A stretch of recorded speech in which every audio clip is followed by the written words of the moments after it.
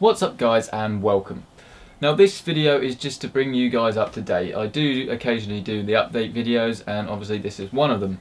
But this is a fairly sort of specially one because it will explain kind of what's happened over the last week. You notice that other than the LG video there hasn't really been anything this week, and obviously if you're watching this way later then you know it's kind of still relevant. So what actually happened to the PC? I said on Twitter that I was doing a PC build, I did pictures and stuff, said I was doing a guide, and then I announced that it has been cancelled due to quality control issues. So what's that all about? Well, that's what I thought I'd clear up a little bit with this video, as well as giving some tips and stuff as well. Now my first tip is don't ever start a video without a glass of water, because I forgot it's here. So one sec, I'm just going to go get some water. That is so much better. The other thing is this shirt. Basically, if you're a long time viewer of this channel, you'll know that I did used to wear this shirt, and then you you probably, let's be honest, no one noticed, but I stopped wearing this shirt. Basically, long story short, a lot of people that I know don't like it. In fact, they go as far to say they hate it. So this could well be the last time I wear it, so let me know in the comments whether you like this shirt, because I quite like this shirt, but yeah, it's quite a out there colour or whatever, so let me know if you like that shirt. But on to the obviously more interesting stuff. So what happened? Well, I'll start I start and finish. I'll overlay some of the clips from the video that I took of the build guide, so you can get an idea of what it was and what it was all about. But pretty much it was a case of, if you've got to build a PC, if you've got to film a video, if you've got to set up lighting, if you've got to continually review the footage, and you've got to kind of narrate the video without a script, if you're doing all that yourself, it is kind of a recipe for disaster, and unfortunately that is kind of what happened. It takes a long time to build a PC. Obviously the more times you've done it, I've done it quite a few times, then the easier it is, and obviously if I'm confident enough to go through and do a build guide video, then you'd obviously like to think that I can do it fairly easily, and yes, that is true. However, it didn't really work out that way. It's just one of those things that I have a video, and I could edit it and I could put it out there, but I don't really think that is right.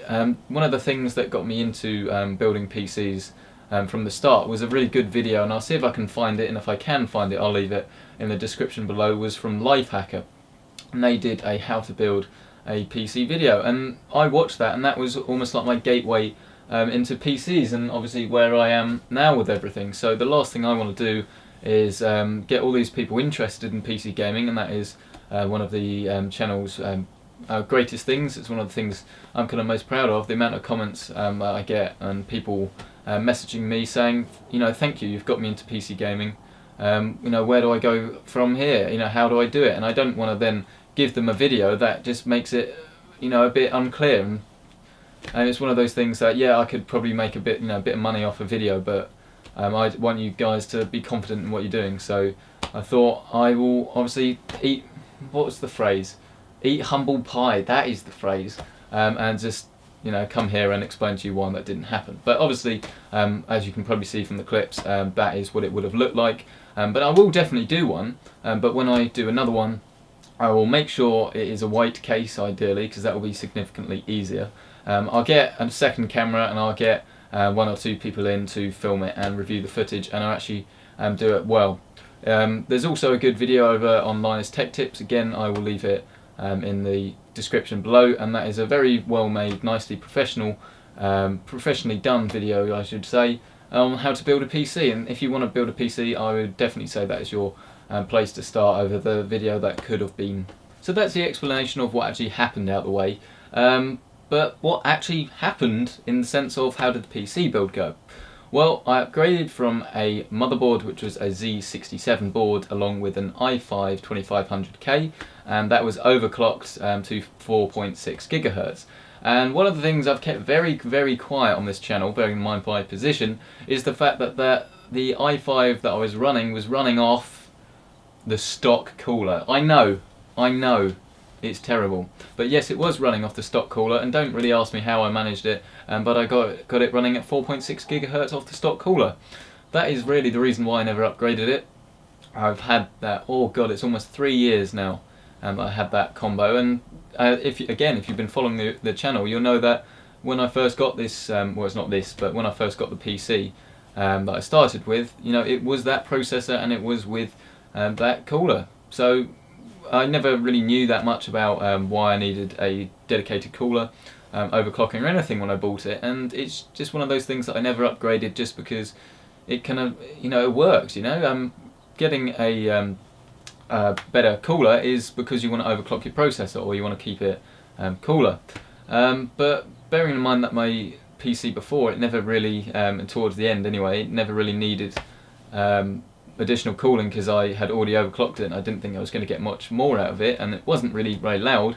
It just wasn't a priority for me. I didn't really see much of a gain in doing that, so I upgraded at last to a proper standalone CPU cooler. So that was the H90.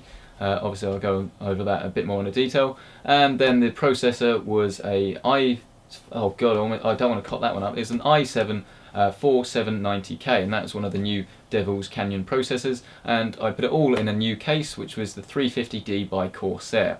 And if you haven't noticed already, that is a M80X combo. So why did I upgrade my system in the first place? Well, firstly, I wanted M80X form factor, or at least a smaller form factor, and because I have SLI graphics cards, I obviously couldn't really go to ITX without upgrading to a better graphics card, and even then it wouldn't be so good. So the best case scenario for me was to go for an M80X form factor, and this case ticked all the boxes as it had loads of cooling room, and it was going to be a bit more portable, because that's really what I wanted. I wanted it to be a bit more portable so that I could take it to university when I go back there in September, without having to lift, my god, the NZXT Phantom case, which I should have said that's what I went from. That was so heavy, it was like 12 kilos, and once you'd got all the stuff in it, it was really heavy, really big, and it was a great case, and I'll touch more on big cases a bit later in this video because I think it needs to be said. But it was pretty difficult to manoeuvre. It was doable. I did manage to track it back and forth, but the point was I want something that I can move that's a lot easier and is more portable. And the other reason that I upgraded was because I wanted a better processor, because I was currently bottlenecked in some games, very few with the GTX 680 SLI system, and also because I do loads of video editing, as you've guessed, I wouldn't mind having a significantly better render time. So hopefully the render time of this video, this will be the first video that I've actually properly rendered on this system, will be significantly less, and couple that with a really good upload speed, videos are going to be flying out of the shelves. That's not the phrase, whatever. But in the end, how did the PC build go? Well, I got there in the end, let's leave it like that. It took a bit longer than I thought it would, just because it was a smaller case, I had more stuff to put in it, and of course I had to dismantle the old PC, but I got it done in a few hours. Wasn't really that much of a big deal, but there was a little bit of hassle trying to get the cooler in such a small tight place, and I think the back plate was almost slightly bent. I don't really know what was going on there with the cooler, but a few complications aside, it is all done and it's all up and running. Now obviously the main upgrade was the CPU, so has that worked? Well, put it this way, Battlefield 4 used to be CPU limited, so it was at 100% load throughout any sort of Battlefield 4 game.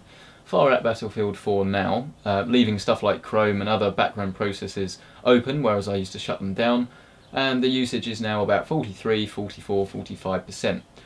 So that's crazy. That means I've got pretty much double the headroom now as I did before, which means that the frame rates are of course improved, which means that the smoother experience is a much smoother experience now with this processor than it was before. But don't go worrying about whether an i5 will bottleneck your system. Unless you have multiple graphics cards, you really don't need anything more than an i5, and as some of the new benchmarks have come out of the new overclocked Pentium processor, you can get away with that for some games as well. So don't go thinking, wow, I really need an i7, because realistically, unless you're doing video editing, you don't. But that was the main upgrade really. The only sort of performance gain I was going to get was in the processor department, as obviously I didn't change RAM or graphics or anything like that. But building the system, I did learn, as always, and I think no one really builds a system these days, even if they've done it 20 times without learning something new. I've got a few more tips that I think you should have. I want to share these tips with you so that you can, no, it's not really mistakes, but so you can have something else to think about when you're building your next PC. Now, the most notable thing I'd say is, because I was building in a smaller case, everything was kind of more difficult just because it was in a smaller case. Now, there is some very sad news, I'm afraid, some very, very sad news, and that is Mr. Blu-ray Reader didn't make the cut. he had to be removed from the case, and this was something I didn't think I would have to do. In fact, one of the reasons I actually chose this case is because it had two different drive slots, and now only one of them is populated, so that was kind of pointless. But one thing that I don't think many people know, I would be very surprised if you know this, hats off to you if you do know this, but Blu-ray drives, or at least this Blu-ray drive, was quite a bit longer in actual length than the other DVD drive I've got. It's almost like DVD drives are more of a standard sort of length, whereas this Blu-ray drive was a lot longer. And I'd never really sort of thought about this before, just because in an in the NZXT Phantom case, which is massive, you got so much room, and you could have a Blu-ray drive that was like that big. It would still fit. Well, I don't know. I'm not going to put this to the test, but the point is, there was plenty of room, so I didn't notice it. Unfortunately, as soon as I put it in the smaller M80X case, it just stuck over the motherboard, and I just couldn't use the motherboard. I had a choice of either using the motherboard or using the Blu-ray drive, so Mr. Blu-ray Reader sadly had to go. Of course, the sound card that I used to have, which was the DGX, that's gone as well because there weren't enough PCIe slots. You can only use 2 if you're using multiple graphics setups. And of course, stuff like cable management and things like that was a lot more difficult in a smaller case.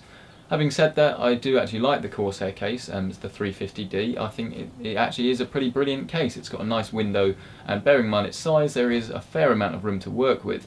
But it's M80X and it's small, so there's not really that much room to work with, so expect it to be a little bit more difficult. And that is why I would definitely recommend, if you've not built a PC before, or you've got room and you're not going to be moving it about, do go for an ATX or larger case and motherboard, just because it's going to be a lot easier and you're going to be able to upgrade it better. There's more room for more stuff, and if it's sitting under your desk, you're probably not actually going to notice it. I do have more room underneath my desk now, but I wouldn't really say that it makes much difference, and if it wasn't for the portability factor, I actually would have been almost a little bit annoyed about the downgrade. Now, the second thing is that I now dislike multiple graphics card setups in an M80X case. Why is this? Well, think about it this way. In a standard M80X board, you have a double slot here, then you have a gap, 1 or 2 PCIe slots, and then you have your second graphics card in there. So they've both got a lot of room to breathe. In this case, wow, I'd say in this case, in this sort of motherboard, that's just how it works. You don't have any free slots between the 2 sets of double slots. So instead of having 2 cards with like a air gap, they're literally stacked right next to each other. And of course I knew this before, but God, I certainly realise it now. It's so much louder, things run so much hotter. In fact, if I actually go into Precision X now, let's have a look. Bear in mind that it's idling, it's just the desktop, nothing's happening. The primary card that I've got is at 68 degrees, and compare that to the second one, and that's at 34 degrees. So the second one is the one with room to breathe, whereas the first one is the one with no space. So hopefully that kind of paints the picture more than words do. It is a massive difference, and if you can help it, don't have a M80X board with multiple graphics cards in it, because it makes way more noise and way more heat, and it's just it's a bit of sad news, really. Unfortunately, it's one of the things that I thought about, but I didn't think it would be as crucial as it is now. Of course, everything's still playable, but it just means that if stuff gets over 90 degrees, the cards can start to throttle, as well as it sounding like a jet taking off. So if you are considering SLI or Crossfire, then bear this in mind. It's going to run a lot hotter and louder if you put them in 2 slots next to each other. So if you can, go for an ATX, eATX or whatever that has loads more room for you to actually put your graphics cards in, and then you won't have this issue. Or if you want, you can water cool your cards, but obviously that is a lot more advanced. Now, the last thing to note is actually on the topic of sound cards, and you'll know that I've done a video on this. If you've seen this video before, I'll leave it in the description if you haven't seen it. But it's all about sound cards, and when I upgraded, as I've already said, I had to lose the sound card that I had, which was the Zonart DGX, which is quite a basic £20 one, or $25, whatever it is. And the thing is, I didn't really think that would matter, and it doesn't really matter, because the board that I got was a high-end board, and it had isolated sound components, so it's higher quality sound basically than you'd normally get on your motherboard. And so the problem with this is that obviously, you know, it's still on board sound, so it's not going to sound great, right? Well, no, actually it sounds a lot better, and I didn't expect this. Basically, I never really noticed it before, but if you turn up your speakers, and you can do this now, don't do it now because my voice will be very loud, but if you do this in a minute, don't have anything playing, have your speakers up quite loud, and then have your Windows control at max. So the point is you're playing nothing, and then if your speakers kind of are going a bit like tss, what's that? Yeah, if they've got static sound coming out of them, then it means your sound card isn't actually doing a brilliant job because you're transmitting static. It's all about signal to noise ratio or something like that. But the point is, if you've got isolated components, you shouldn't get this. And so if I do it now, I don't know why I'm doing this, you won't be able to hear it. I can turn it up to max volume, and there's literally no static at all, whereas there was before. So that's great, this sound card is much better, right? No. Unfortunately, you can't seem to get good things without bad things happening in this world, because the microphone quality is really bad. I've tried playing around with it, and there are a few different things that you can improve it, but unfortunately it is it's one step forward, one step back. Actually, it's not 2 steps back. So yeah, the microphone quality is not as good now. I'll leave a little sample here. So this is the microphone quality now, so this is what I have to deal with. Right, yeah, so that was the microphone sample. And so hopefully that kind of demonstrates my point that it doesn't actually sound as good as it did before. But the point is, sound cards still have a place. I haven't really ever heard a really good PCIe one, but I'm kind of leaning towards the USB sort of sound card now, because then you get really true sound isolation. So maybe consider getting a sound card if you're getting that static noise by doing the very basic test that I just said. And so that wraps up this update. I hope it hasn't gone on too long and been boring or whatever it was, but if you're interested in what's going on around here, that's what's going on around here. So what do you think? Do you like it? Do you not like it? God, I've just remembered the LED lights that I got in my machine. They're rubbish. They're really bad. They're Casca ones, and I put them on the bottom of my case, and if you can see from the images that I've shown, they don't do anything. They're pretty much worse than useless. So yeah, either mount your LEDs at the top, don't bother, get brighter LEDs, whatever, just don't do what I've done here. But what do you think of the rig? Leave a like if you like it. Well, no, actually, just leave a comment. If you thought this video was good, then leave a like. If you thought the rig was good, then yeah, leave a like. Don't dislike it unless you didn't like this video, in which case, fair dues, dislike the video. Other than that, subscribe if you haven't already to PC Centric, but I'm sure a lot of you already have if you're watching this video. It isn't kind of really a video you search for, but if you've not, then subscribe to PC Centric for more videos like this and others on PCs, gaming and technology. And of course I will do a full update sort of tour, like the personal rig 2014, yes, nearer the time when I upgrade some of my stuff. I'm still a bit unsure on a couple things, but I will mention some of them in some of the casual plays that are coming up. Thanks very much for watching, guys, as always, and I will see you next time.